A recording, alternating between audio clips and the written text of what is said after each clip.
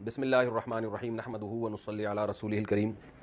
جب بھی کوئی اہم واقعہ ہوتا ہے جو ہمارے لسنرز ہیں وہ بہت زیادہ مطالبہ کر رہے ہوتے ہیں، یوٹیوبرز مطالبہ کر رہے ہوتے ہیں کہ مفتی صاحب آپ اس بارے میں کچھ بتائیں، کچھ کمنٹس دیں،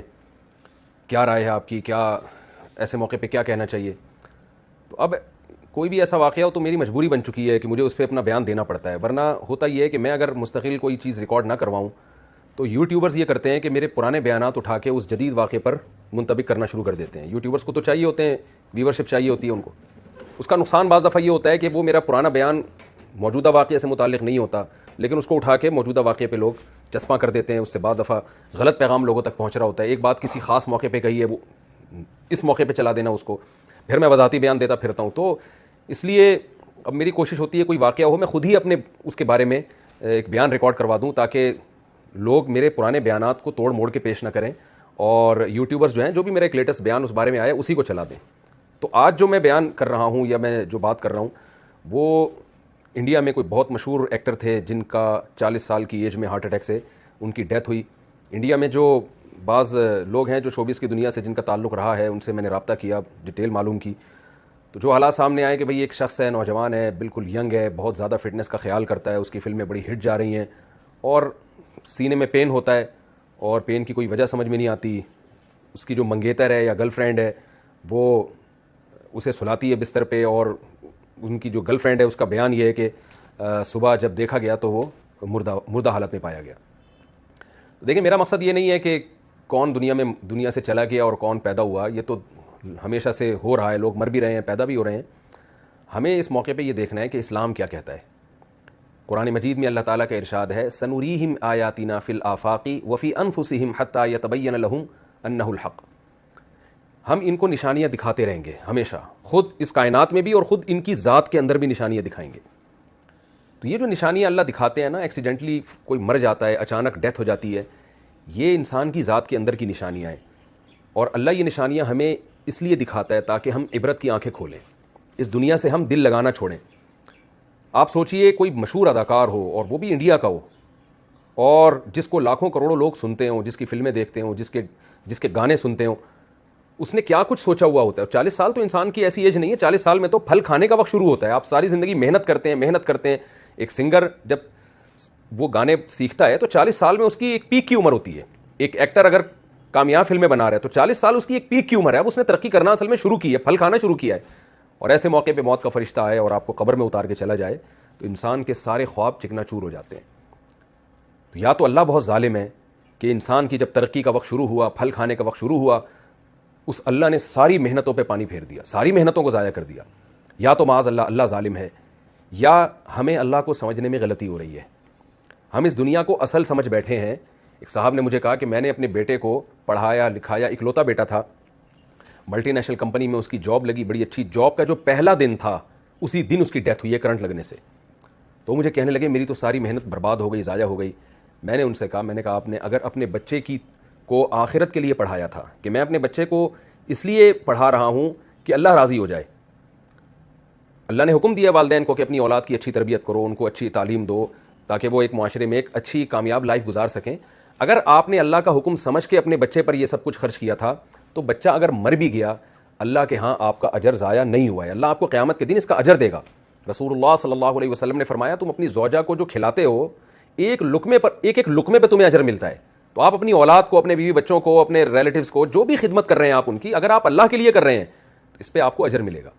قرآن مجید میں اللہ تعالیٰ کا ارشاد ہے، انما نطعمکم لوجہ اللہ لا نرید منکم جزاء ولا شکورا، کہ ہمارے نیک لوگ جب غریبوں کو کھلاتے ہیں تو ان سے کہتے ہیں ہم تمہیں خوش کرنے کے لیے نہیں کھلا رہے، ہم تمہیں اس خدا کو خوش کرنے کے لیے کھلا رہے ہیں جس خدا نے ہمیں پیدا کیا، اور اس لیے نہیں کھلا رہے کہ تم ہمیں شکریہ ادا کرو۔ لا نرید منکم جزاء ولا شکورا، ہم تم سے اس کا بدلہ نہیں مانگتے، شکریہ تھینک یو بھی نہیں کہنا ہے تم نے، ہم تمہیں اس لیے کھلا رہے ہیں کہ کل ایک دن آئے گا قیامت کا جس دن ہمیں عدالت کے کٹہرے میں کھڑا ہونا ہے، اپنے اعمال کا اللہ کے سامنے حساب دینا ہے۔ اس دن ہم اپنا یہ عمل اللہ کے سامنے پیش کر سکتے ہیں کہ اللہ ہم نے بھوکوں کو کھلایا تھا۔ تو بڑی سے بڑی نیکی اگر اللہ کے لیے کی جائے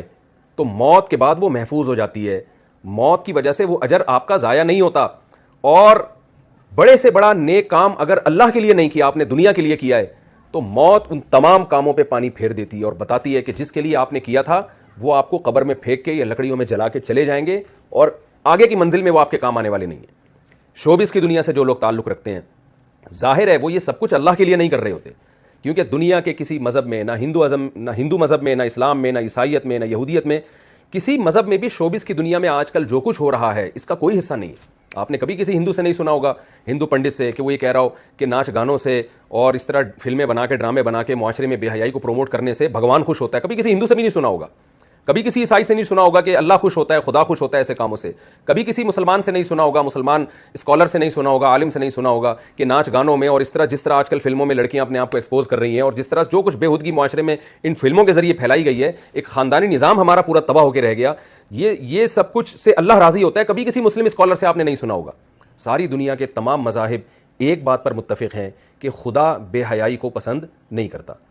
تو شوبز کی دنیا میں جو لوگ بھی تعلق رکھتے ہیں انہیں یہ تو ذہن میں رکھ لینا چاہیے کہ آپ کے اس عمل کا آخرت میں اللہ کے ہاں کوئی حصہ نہیں ہے۔ دنیا آپ کے اس عمل سے خوش ہوتی ہے اور دنیا میں آپ کو اس کا بدلہ مل جاتا ہے، عزت کی صورت میں اور شہرت کی صورت میں، لیکن آنکھ بند ہوتے ہی آپ کی عزت ورلڈ ٹریڈ سینٹر کی طرح زمین بوس ہو جاتی ہے اور آپ کی ساری عزت ایک سیکنڈ میں، عزت بھی، دولت بھی، شہرت بھی ایک سیکنڈ میں ختم ہو جاتی ہے۔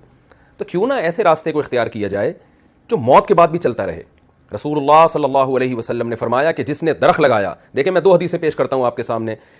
ایک طرف حدیث میں آتا ہے ایک صحابی درخت لگا رہے تھے، آپ نے فرمایا یہ تو کئی سال کے بعد پھل دے گا، تمہیں کیا معلوم کہ تم اس وقت تک زندہ بھی رہو گے کہ نہیں رہو گے، یعنی اتنی دور کی سوچ رہے ہو اور پل کی خبر نہیں ہے۔ کہتے ہیں سامان 100 برس کا، پل کی خبر نہیں ہے، کل کا تمہیں پتہ نہیں ہے زندہ رہو گے اور تم اتنے سال بعد کی سوچ رہے ہو، پتہ نہیں اس وقت تک تم زندہ رہو یا نہیں رہو۔ اس حدیث سے کیا پتہ چلتا ہے کہ آپ صلی اللہ علیہ وسلم جو اللہ کے میسنجر ہیں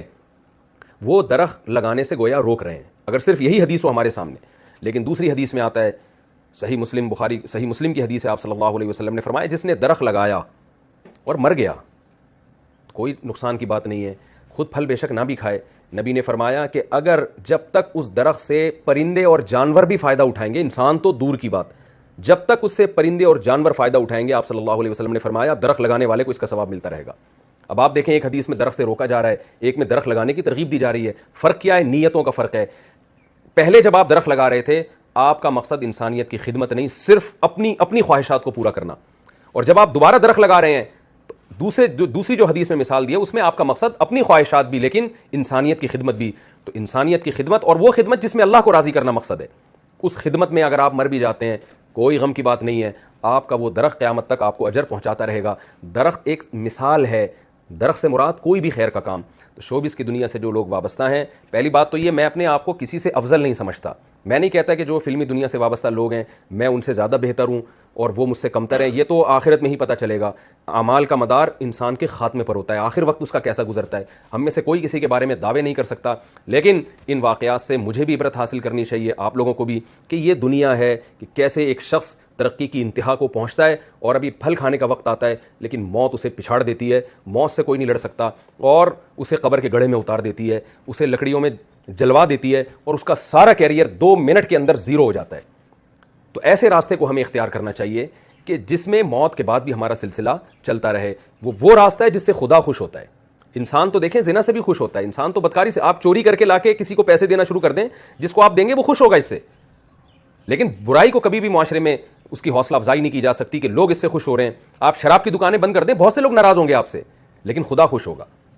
تو ہمیں سب سے پہلے یہ دیکھنا ہے کہ خدا کن کاموں سے خوش ہوتا ہے، خدا کے کسی سے مفاد نہیں ہے، لہذا خدا انہی کاموں سے خوش ہوتا ہے جس میں انسانیت کا مفاد ہو۔ لوگ کہتے ہیں نا کہ اسمبلیوں میں بیٹھے ہوئے لوگ شراب کو اللیگل کیوں قرار نہیں دیتے، بھائی وہ کیسے اللیگل قرار دیں گے جو خود شراب پی رہے ہوں۔ انسان جب قانون بناتا ہے اپنے مفاد کو دیکھ کے بناتا ہے کہ مجھ پر زد نہ پڑے۔ خدا جب قانون سازی کرتا ہے وہ تمام انسانوں کو ایک نظر سے دیکھتا ہے۔ جس خدا نے یعنی قانون سازی کی ہے اس خدا نے شراب کو بھی حرام قرار دیا، اس خدا نے کہا ان اللہ لا یامر بالفحشاء، وہ بے حیائی کو پسند نہیں کرتا، کیونکہ بے حیائی میں ہمارا خاندانی نظام تباہ و برباد ہوتا ہے۔ عورت کو لوگ بیوی بنا کے عزت کے ساتھ گھر لانے کے لیے تیار نہیں ہوتے، گرل فرینڈ بناتے ہیں، اس سے اپنی خواہش پوری کرتے ہیں، اور جب وہ استعمال کے قابل نہ رہے تو ٹیشو پیپر کی طرح اس کو نظر انداز کر دیا جاتا ہے، پھینک دیا جاتا ہے۔ تو اس میں عورت کا استحصال ہے، اور جب بے حیائی معاشرے میں نہیں ہوتی تو مرد عورت کو عزت کے ساتھ بیوی بنا کے لے کر آتا ہے، اس کے حقوق ادا کرتا ہے۔ شوبز کی دنیا سے جو وابستہ لوگ ہیں اور جس طرح سے ہمارے معاشرے میں ڈراموں اور فلموں کو فروغ دیا جا رہا ہے، اس سے معاشرے میں بے حیائی پھیل رہی ہے، اس سے معاشرے میں خیر نہیں پھیل رہی، اس سے فیملی سسٹم، خاندانی نظام تباہ و برباد ہو رہا ہے۔ تو اس لیے خاص طور پر شوبز کی دنیا سے وابستہ لوگ، ان کو عبرت حاصل کرنی چاہیے ان واقعات سے کہ اب آپ بتائیے ایک آدمی نے اپنی فٹنس کا بے انتہا خیال کیا. میں نے جو انڈیا میں بعض جو جن سے میری سلام دعا ہے شوبز کی دنیا سے وابستہ رہے ہیں وہ لوگ, ان سے میں نے پوچھا, انہوں نے بتایا کہ یہ روزانہ ایکسرسائز کیا کرتے تھے, بہت زیادہ یعنی ایک مثالی ان کی جو فٹنس تھی ایک مثالی تھی. کہیں سے بھی کوئی دور دور سے بھی یہ نہیں کہہ سکتا تھا کہ یہ شخص کوئی ہارٹ پیشنٹ ہو سکتا ہے, لیکن دیکھیں کیسے موت نے آ کے پنجے گاڑے ہیں اور سنبھلنے کا موقع نہیں دیا, اور کیسے موت نے جو ہے پچھاڑا ہے. کوئی بھی نہیں لڑ سکتا موت سے. یہ باتیں ہوتی ہیں کہ میں زندگی سے میں موت سے لڑ رہا ہوں اور میں یوں کر لوں گا, میں یوں کر لوں گا. ہم سب اللہ کے ہاتھ میں غلام ہیں. ہماری باڈی پہ ہماری مرضی نہیں چلتی, اس خدا کی مرضی چلے گی جس نے ہمیں بنایا اور پیدا کرتے ہی ماں کی چھاتیوں میں دودھ پیدا کر کے بتا دیا کہ جو پیدا کرنے والا ہے وہ غافل نہیں ہے. یہ سارے کام آٹومیٹک نہیں ہو رہے, ایک کوئی اتفاق سے نہیں ہو رہے ہیں. ادھر بچہ پیدا ہوتا ہے, ادھر ماں کی چھاتیوں میں دودھ آتا ہے. یہ اس کی علامت ہے. دیکھیں پہلے ماں روٹی کھا رہی ہے, کچھ نہیں بن رہا, خون بن رہا ہے. جیسے ہی بچہ پیدا ہوا روٹی کھانے سے دودھ بننا شروع ہو گیا, تو یہ اس کی علامت ہے کوئی ہے پیدا کرنے والا, وہ غافل نہیں ہے تم سے. تو ہمیں اس کی طرف توجہ کرنے کی ضرورت ہے, چاہے شوبز کی دنیا سے وابستہ لوگ ہوں یا اس کے علاوہ بھی. مجھے اس موقع پر عبرت حاصل کرنی چاہیے کہ میں خدا کو راضی کرنے کے لیے کیا کر رہا ہوں. آپ کو عبرت حاصل کرنی چاہیے, کل آج ان کے ساتھ یہ ہوا, کل میرے اور آپ کے ساتھ بھی ہو سکتا ہے. یہ جتنے لوگ جو قبرستان میں دفن ہیں ان میں کوئی بھی اپنی مرضی سے نہیں مرا ہوتا سوائے ان لوگوں کے جنہوں نے خودکشیاں کی ہوتی ہیں. باقی سارے کوئی بھی اپنی مرضی سے نہیں مرا ہوتا. ایسے حادثات ہو جاتے ہیں, ایسی بیماریاں آتی ہیں جو ہم نہیں چاہتے آئیں, لیکن آتی ہیں وہ بیماریاں, اور ہمیں فطرت یہ بتا رہی ہوتی ہے کہ تم پر تمہاری مرضی نہیں چلتی, بنانے والے کی مرضی چلتی ہے. خوش قسمتی کی بات یہ ہے کہ اس بے وفا دنیا سے دوستی نہ لگائی جائے, دوستی اسی خدا سے لگائی جائے جس نے ہمیں بنایا ہے, اور پھر اس کو راضی کرنے کے لیے کام کیے جائیں. اللہ تعالیٰ سے دعا ہے کہ اللہ یہ اور اس جیسے واقعات جو ماضی میں ہوتے رہے ہیں اور آئندہ بھی ہوتے رہیں گے, ان واقعات سے ہمیں عبرت حاصل کرنے کی توفیق عطا فرمائے. ورنہ آج ایک آدمی دنیا سے گیا ہے, کل ہم بھی جا سکتے ہیں, اور قرآن کہتا ہے کہ وَلَن يُؤَخِّرَ اللَّهُ نَفْسًا إِذَا جَاءَ أَجَلُهَا. تم نیک اعمال کی طرف آ جاؤ, جب موت کا وقت آئے گا تو ایڑیاں رگڑو گے, اور تم یہ چاہو گے کہ زمین کے برابر دولت میں خدا کو دے کے اپنی جان چھڑا لوں اس موت سے. اللہ فرماتے ہیں اللہ اس کو قبول نہیں کرے گا. موت سے پہلے پہلے اللہ کا دروازہ کھلا ہوا ہے, موت کے بعد ہمیں مہلت نہیں ملے گی. اللہ تعالی ہمیں سمجھنے کی, عمل کی توفیق عطا فرمائے.